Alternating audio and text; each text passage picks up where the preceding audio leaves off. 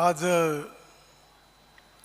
दादांना श्रद्धांजली अर्पण करण्याची वेळ येईल असं स्वप्नात देखील कधी वाटलं नव्हतं. जो माणूस जन्माला येतो त्याचा मृत्यू अटळ आहे, हा यावच्चंद्र दिवा करू असा नियम आहे. पण एखाद्या व्यक्ती जीवनात जगला किती यापेक्षा जीवन जगला कसा हे जास्त महत्त्वाचं आहे. दादांचं जीवन मला जवळून पाहण्याची संधी मिळाली. ते सगळ्यात पहिल्यांदा जेव्हा आमदार झाले आणि त्यानंतर ऊर्जा राज्यमंत्री झाले तेव्हापासून त्यावेळी महाराष्ट्राच्या विधानमंडळामध्ये मी होतो आणि त्यांची आणि माझी अतिशय घनिष्ठ मैत्री झाली.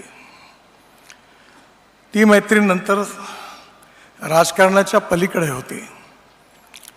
नियमितपणे दिल्लीला जेव्हा दादा यायचे नेहमी माझ्या घरी यायचे. आल्यानंतर पहिले खिशातला एक कागद काढायचे. त्यांचं व्यक्तिमत्व अतिशय प्रोफेशनल होतं. ॲडमिनिस्ट्रेटिव्ह ॲबिलिटी जशी होती तशी डिसिजन मेकिंग कॅपॅसिटी पण होती, विकासाची दृष्टी पण होती आणि कठोर निर्णय घेण्याची हिंमत पण होती. लोकाभिमुखता होती आणि योग्य सत्य असेल तर सत्य म्हणण्याची ताकद पण होती. आणि त्यामुळे अनेक वेळा तेव्हा जे विषय निघायचे, पालखी मार्ग बांधत असताना अडचणी यायच्या, प्रत्येक छोट्या छोट्या गावातले प्रश्न ते लिहून आणायचे आणि सगळे प्रश्न ते सोडवून द्यायचे. मला ते म्हणाले की पुण्याकरता तुम्ही काहीतरी करा.